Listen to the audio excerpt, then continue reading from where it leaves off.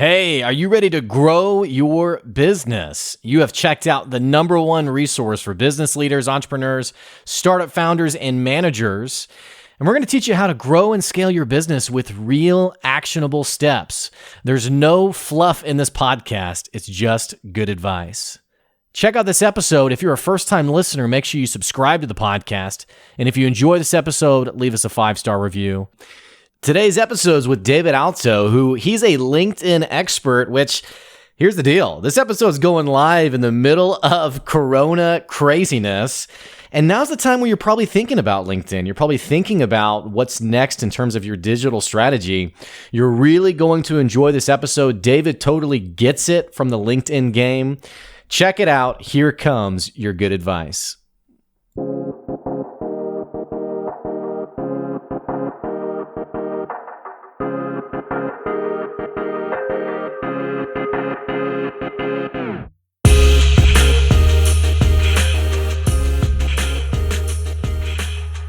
Hey, thanks for checking out another episode of the podcast. I am sitting down with David Alto. He's the CEO of AltoAdvance.com. He is a master at LinkedIn, but he also coaches and develops people to really achieve and get the jobs that they want. He helps people with their resumes. He helps them with really wherever they're heading in terms of their career. David, I'm so happy to have you here today. Thank you for joining me. Well, hey, thank you very much for having me. And now I can officially change my LinkedIn headline to master because that's what you called me. So I don't know if I can, but I appreciate that. You have my stamp of approval. Now, I don't know if it carries much weight, but you can throw it up there and see if anyone cares that I said it. All right. Now, how's your day going? Oh, it couldn't be better. I'm way more ahead of the game. Meaning, again, I have enough business, but again, ahead of the game, so I was able to take some downtime, hit the gym. But after this call, I'm ready to really kill it again with these clients of mine that just need that extra, little help, and that's why I'm really on LinkedIn, and is because I genuinely care and just enjoy helping others. So was this, because I'm curious, like, was this chicken or the egg? Were you on LinkedIn and saw an opportunity there, or were you, you realized you really had a sweet spot in helping people with their careers and just were drawn to LinkedIn? I mean, which happened first? Sure. So, I've had a LinkedIn account since 2012, but it was basically about this time last year that, I was still working in the corporate world. I was worried that the company that I worked for was either going to sell or franchise, both. Who knows? And so I got back on LinkedIn again, thinking, I'm going to find my next career. And, I've always been a servant leader. I've always been in roles to get to develop and mentor and train individuals. And I've always enjoyed that.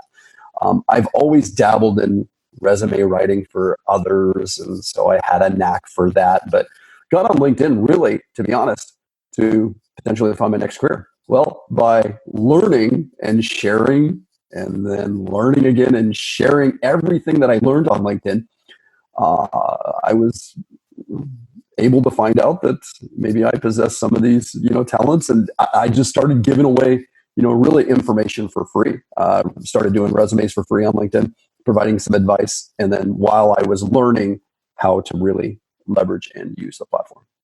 Isn't it wild how there's these things that are so, maybe commonplace isn't the right word, but they're a bit natural to how you see things. And then you kind of have this light bulb moment of, oh, this is actually something that's a bit of a competitive advantage. It's something that I can actually use to help people in a way that maybe doesn't come naturally for them. Yeah, no, it was amazing. I suffered from imposter syndrome for a couple times, and I say once in a while it probably pops its ugly head out just briefly. But I think that and that word gets thrown a lot nowadays. Imposter syndrome. What it really is not allowing yourself to say you're good at something. So in my previous career, I was great. I did it for a long time. Of course I was good at it, right? Mm-hmm. But when we find a niche or we find something else that we're good at, sometimes we have a hard time saying, darn it, I'm actually good at this. And until you do, until you embrace it, and until other family members, friends share your goals with others, share your struggles, because we need the community and a community of everything, LinkedIn, friends, family, whatever, to give us that support as well. Well, and we also, we live in a culture where people, if you aren't good at something, they're or maybe even not, you aren't good at something. If someone perceives you as not being good at something, they will very quickly tell you. And so I think that's another part of the equation of imposter syndrome is sometimes you put yourself out there and people, Gary Vee is a really great example. Guys posting every day. You look at the comments, some of them are like, wow, this is amazing. And some of them are like, wow, you're an idiot. And so people don't really hold back. So I can definitely understand why people would struggle to find their comfort on social media, even on LinkedIn.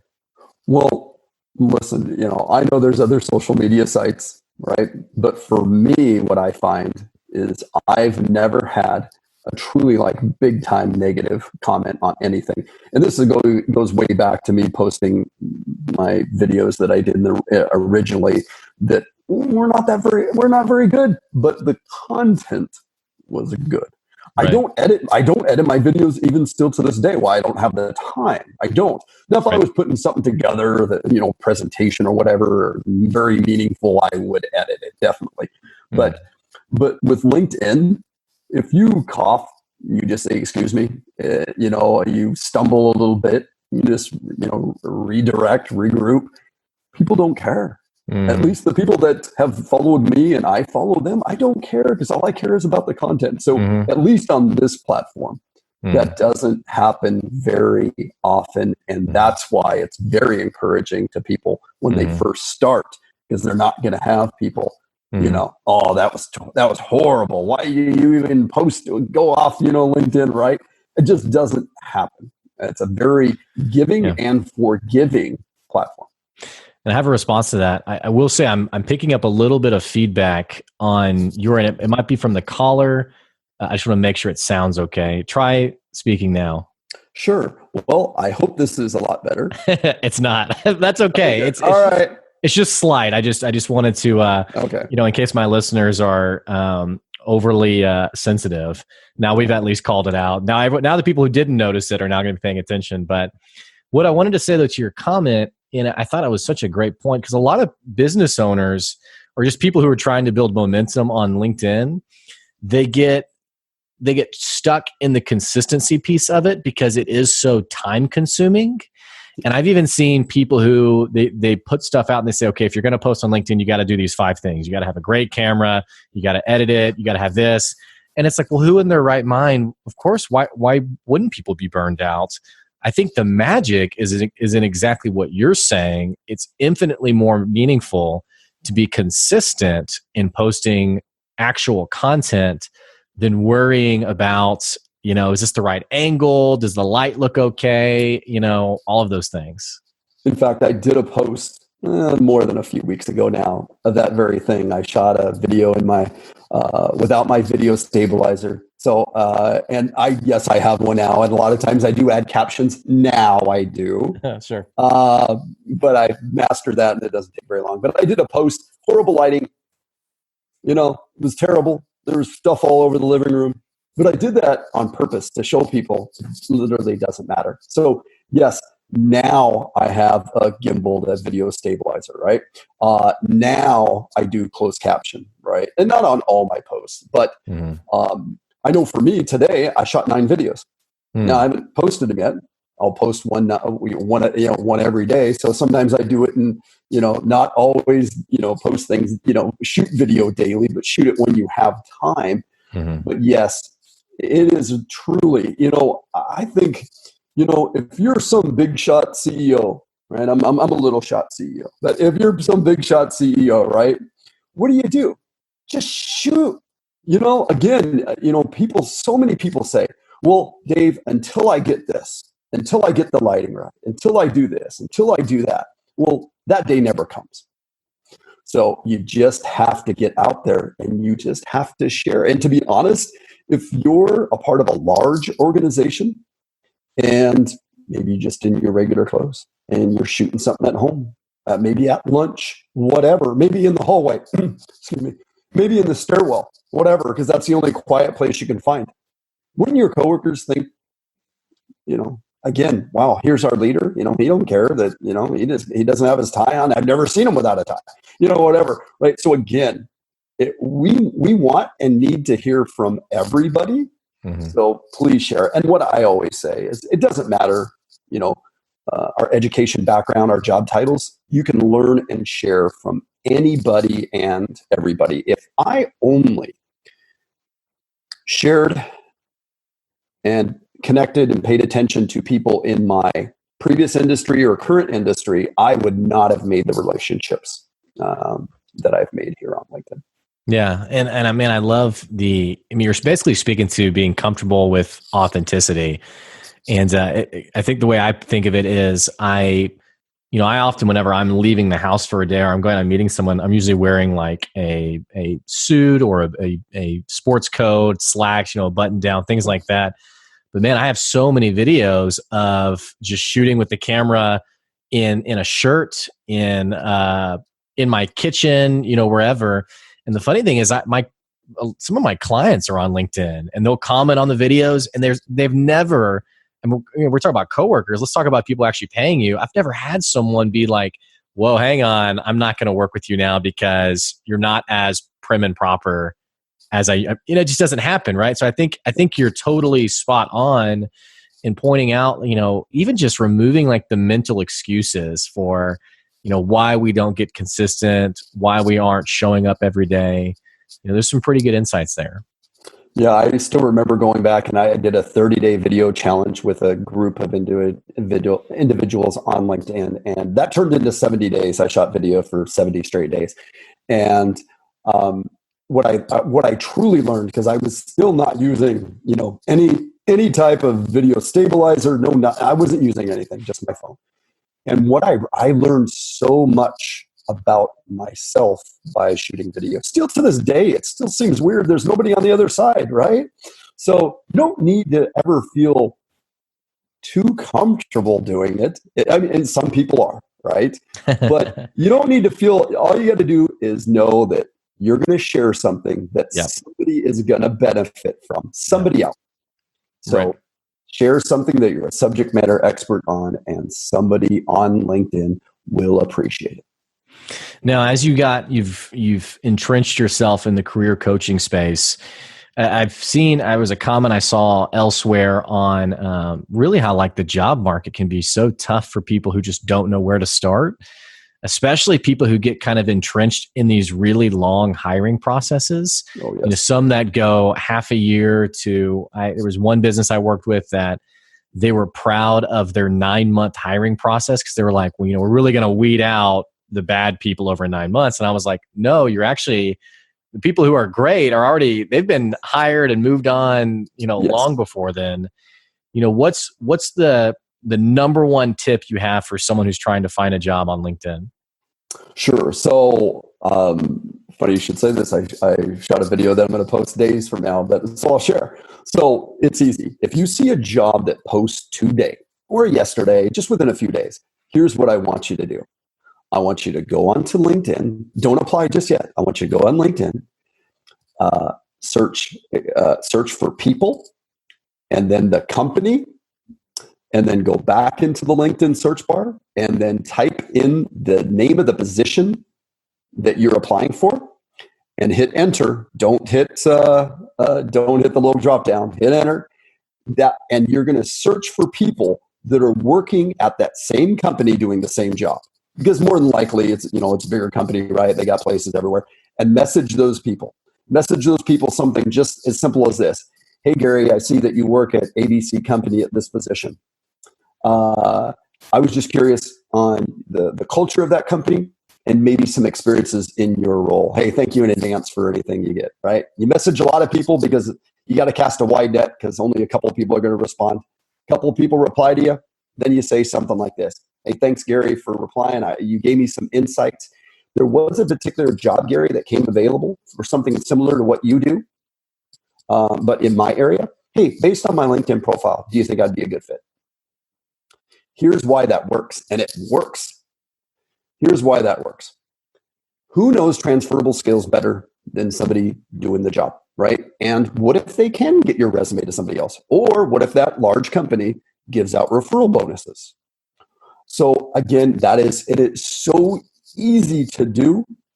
And then you wait to apply, because you might get a referral. If you haven't heard it, back from anybody in a week, then go ahead and apply. But that is the one best practice I tell all my clients that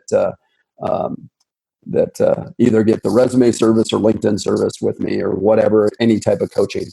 That is the one best practice I tell everybody. And like I said, it works, or you gain some traction, you gain some knowledge, and it takes very, very, very little time. Well, it's a much more clever take on what I've heard from some people who were like, go find the CEO, message the CEO, ask about the job. And I'm thinking, man, you're probably gonna work yourself out of the job by harassing these people at the top.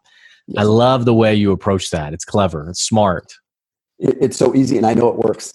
I know it works from actually doing it myself. Yeah.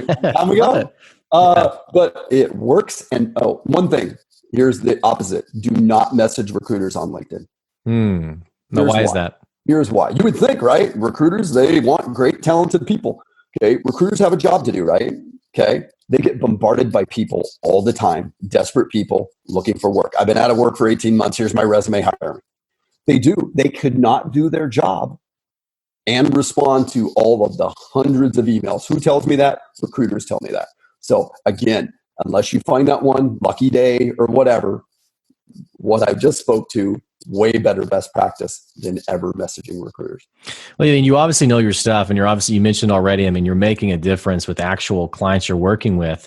Whenever you started the business, because I have a lot of listeners who maybe they're just starting, maybe they've been in business for a year or two, and maybe they aren't seeing the traction that they want to see. Unpack a little bit of what that process was for you as you were getting your feet wet, as you were kind of discovering like, oh, I have a bit of a niche here.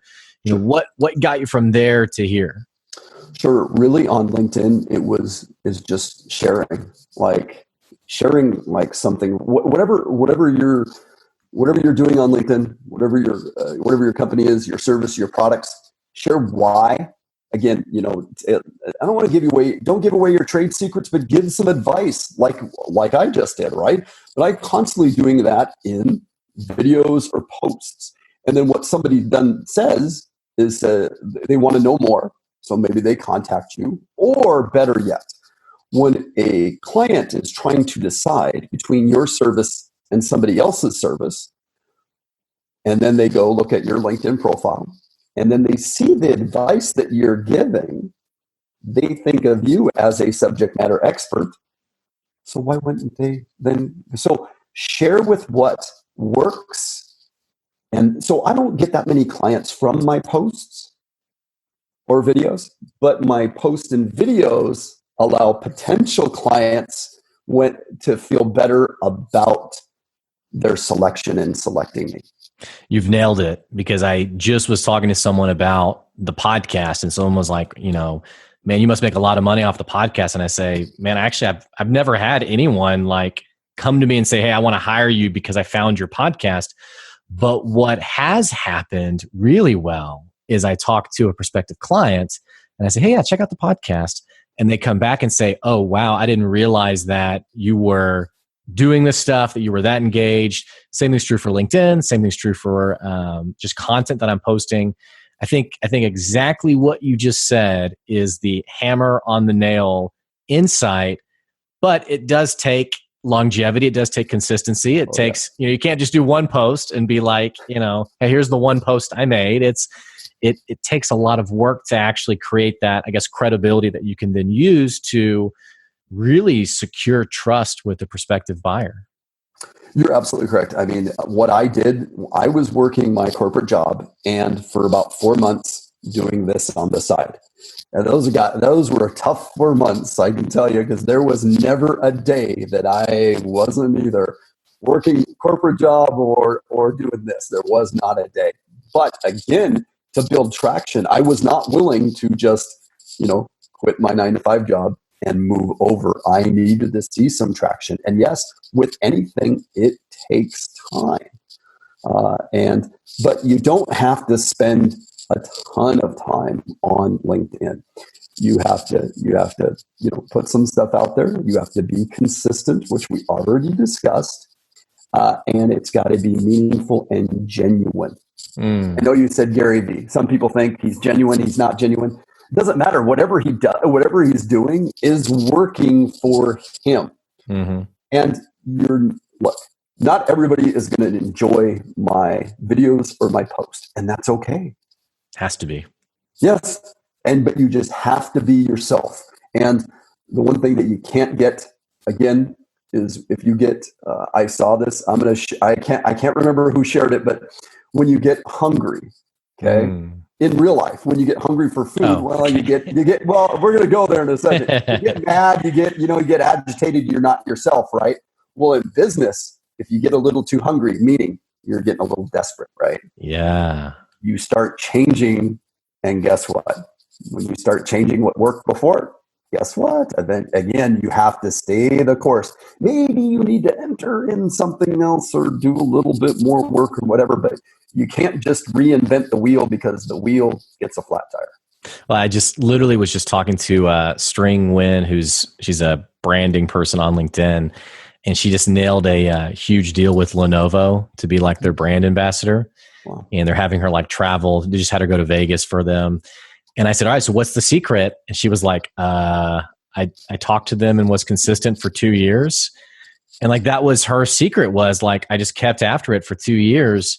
And it's exactly what you're talking about. I think some people, they ironically don't have the appetite to be patient over, they aren't driven enough to, okay, I'm going to really keep after this more than, because, it's the cliche, it's so common. And this is in business, this is personal. Someone will get after LinkedIn or social media or whatever, and they'll do it for a week or 2 weeks, and then poof, they're gone. Oh yes. They disappear. And even maybe they get frustrated and they throw up their hands and they say, this whole thing's a crock. It only works for, quote, influencers, it's hopeless. And they leave the platform entirely. Oh yes, you just have to stay the course, right? And I'll say that I'm very patient, but I'm aggressively patient. I move quickly. Yeah. So tell me what that means. Yeah. Again, I understand that things take time to develop, and I think that comes from my previous career. Things don't happen overnight. You got to build the foundations, right? If you have a new coworker or whatever, that they're not going to be where you want them, in a year to tomorrow, okay? But you've got to build milestones.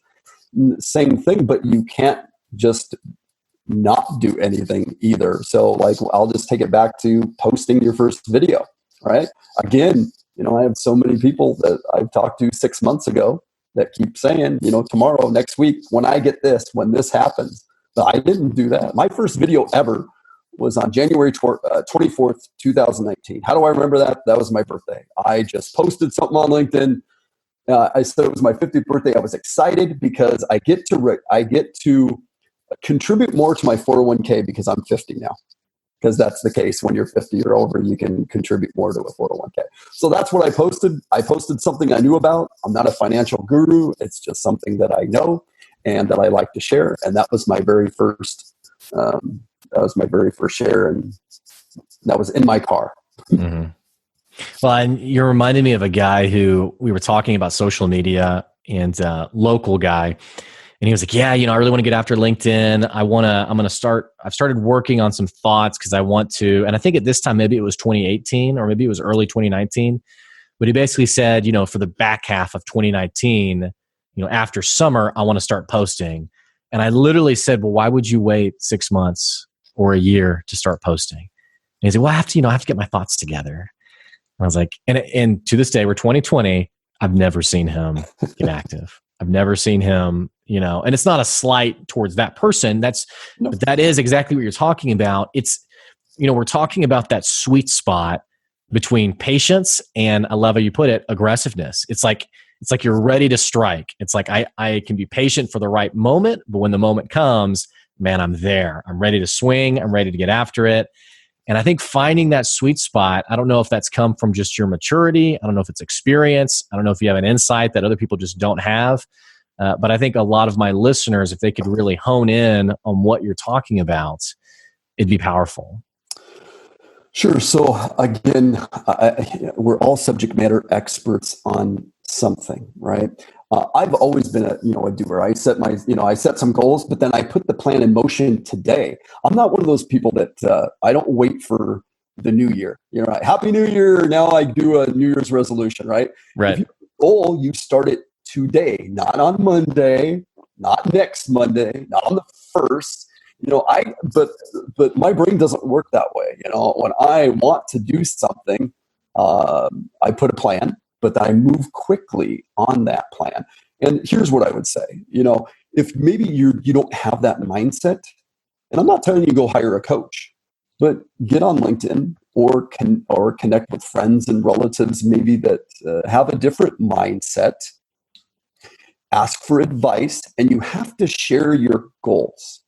If you don't share your goals with others, they have a hard time coming true. At least that's for me and what I've noticed. Because when we bottle them in, how do we get people to help us achieve those goals? It could be weight loss. It could be just financially. It could be starting a new business, posting on LinkedIn, right? But why wouldn't you want to get the help of others, the support, and maybe, nudge a little bit. But you have to surround yourself with people that care about you and you reaching your goals, and that your goals aren't silly. Again, you have to get advice. I'm always actively seeking advice on LinkedIn. Daily I learn something new. It might not be about LinkedIn, might not be about resumes. It could be learning about anything in general. So I would just say you got to surround yourself with people if you don't have a knowledge, or share your goals with somebody. Share them with me. Share them with us. Share them with us on LinkedIn or whatever other media that you use. So. Well, in some cases, it's good to immerse yourself with those new perspectives and it's not just about having a new perspective. It's sometimes we have to break the paradigm. It's a paradigm shift. We have to break the mentality we've always had about either our career, about business, or what have you. And getting those new perspectives, it's almost in some ways like a level of accountability of, I'm trying to go here. Now here's this group of people who frankly so here's a great example, actually. Someone who has their perception on a career that gives them the space and time to be healthy. And then they engage with you and you mention offhand, oh yeah, it's 1:30 my time. I don't know what time it is for you. Just got back from the gym, ready to hit it again. And the person can hear that and think, wait, you have time to go to the gym in the middle of the day? What's up? Okay, hang on. I want to know. I didn't think that was possible. But even engaging with someone like you in that way, you start to, it's like widening the lens and realizing what I thought was true. Maybe there's another way to go about it. Maybe there's another way to reach my goals. And here's a plethora of people who can help me see it in that different light. No, you're absolutely correct. And here's one thing I do with clients and friends and relatives is I'll tell a client, so I'm going to check up on you. Meaning, maybe we got done talking about LinkedIn, and so I'm going to check up with you in 4 days and see how you're doing on the updates to your LinkedIn profile that we discussed. And if you're not doing it, I'm going to little nudge, right? But I might be talking to maybe a former peer or a relative on something, and I'll say, hey, so I'm going to check up with you in 4 or 5 days, because then they know that there's some accountability, right? Mm-hmm. Even though they're not accountable to me, right? I mean, I'm not their boss. Maybe I'm just their cousin or relative or brother or whatever, right? Or, they're my client. But I think that we should genuinely, put things out there like that just say, hey, Gary, I'm going to follow up with you in 3 or 4 days. And then that way that person has, again, they know that I'm going to follow up, and so they go, maybe I should, do this or do that. But I always take that approach in life, and whether it's a friend or a client or relative. You sound like a very giving person.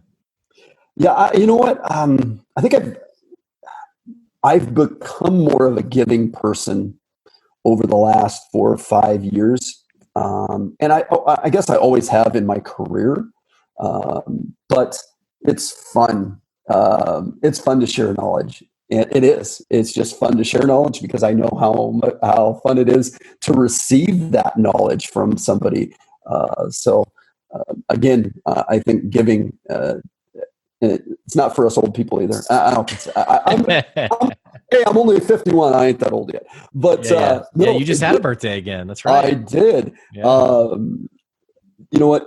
Giving is fun because again, you got to remember when you learned, something and you really appreciated it from somebody else. And LinkedIn, very giving platform. It is.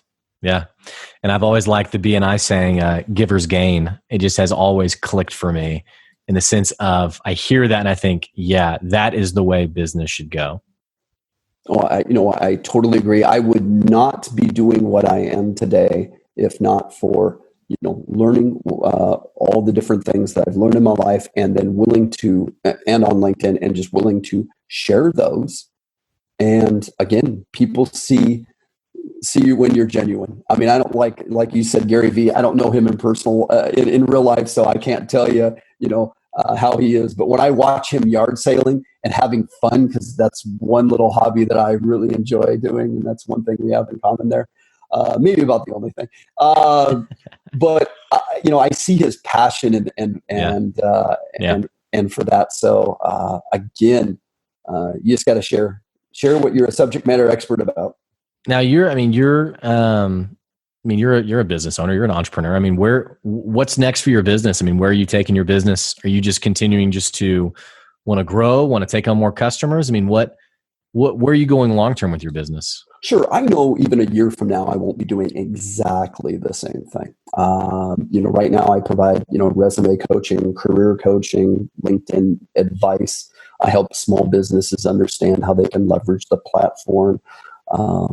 Kind of a new service I've been offering is people that have an amazing resume that want to scan it versus the job description, and then I help them make sure that their resume is actually going to get seen by people. That's a really awesome insight for the listeners also who maybe are job hunting, understanding that some of these jobs you're applying for, there are bots that are scanning it. They're seeing if you fit. And so exactly what David's mentioning is, David, I think that's an incredible service. I didn't mean to interrupt you. I just wanted to make sure the listeners had the context for why what you just said you offer is so valuable. Yeah, so yes, 90+% of all large companies use a scanning software because multiple hundreds of people apply for the same job, and smaller businesses, about 50% use a scanning software, and they have to. So the poor man's version of it, print that job description, cross off all the words that don't mean anything, look for words that show up 2 or 3 times that are industry specific. If they're not in your resume, guess what? Put them in. If you don't do that, or again, maybe don't hire somebody to do that or whatever, or you just don't slow down and take enough time, you will be that person that has applied for hundreds of jobs and never an interview. It does not matter if you can do the job.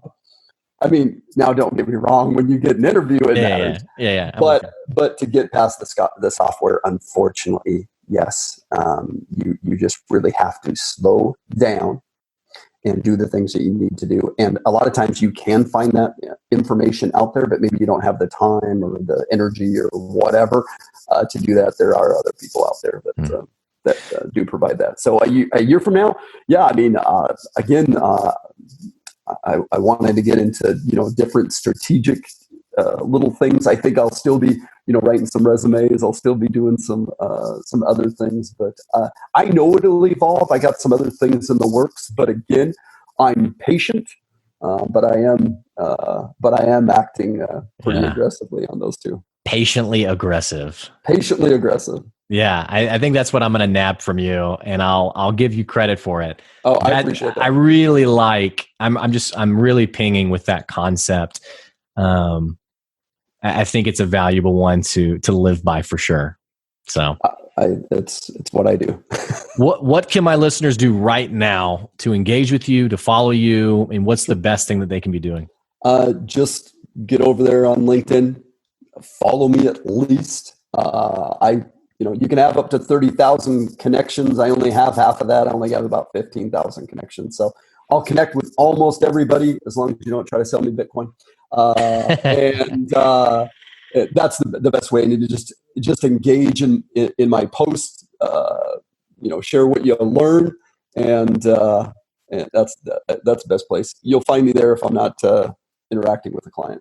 I love it. And for the listeners, I will put that link to his LinkedIn bio in the description, and you can actually get on the platform. If you don't have an account yet, you can easily make one, and then you can just go to his account and click that follow button, and that'll get his content directly on your feed. David, thank you for joining me today. Well, thank you very much for having me. This has been an amazing experience. Thank you very much. Great. And for the listeners, if this is your first time listening, hey, thanks for joining. We had an incredible guest today. I hope you enjoyed it. Definitely subscribe to the podcast so you can keep getting awesome episodes straight to your phone. If you really enjoyed the podcast, you might even think about leaving a 5-star review. There's my easy, quick call for you to give me some love on the podcast. And as always, feel free to share and let your friends and family know about the podcast. Having said that, thanks for listening, and we'll catch you next week. See ya.